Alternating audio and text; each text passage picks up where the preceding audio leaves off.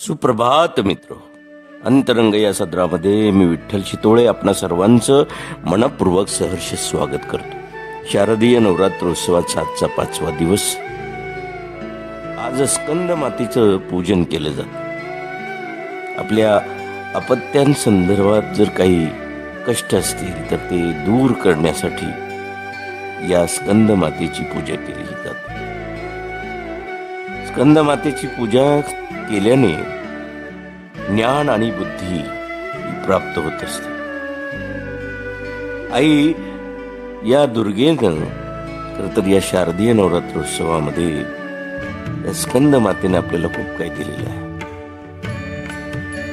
ही माता आपल्या स्वरूपाने आपल्या सगळ्यांचं कष्ट दूर करण्याचा प्रयत्न करते. आज पांढरा रंग आहे जो शांतीचा प्रतीक आहे. जीवनामध्ये शांती हवी असेल तर आपल्याला या सगळ्या गोष्टींचा विचार करावा लागतो. माणसाच्या जीवनामध्ये या सगळ्या गोष्टींचा विचार का करायचा असतो? जे लोक आपल्या मनातील विचार गोष्टी ओळखतील अशाच लोकांसोबत आपलं नातं जडलं जात असतं. मैत्री व नात्यात शिकवावं, एकमेकांना समजून घ्यावं, खुल्या मनाने त्याचं कौतुक करावं, चुकीचं होत असेल तर तेही मोकळेपणाने सांगावं.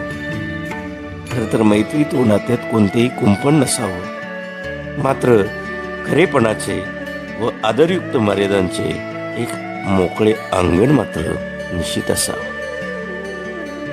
या शारदीय नवरात्रोत्सवाच्या 5व्या दिवशी तुम्हा सर्वांचं मनपूर्वक स्वागत. लिहिणाऱ्याला सलाम, अभिवाचन विठ्ठल शितोळे.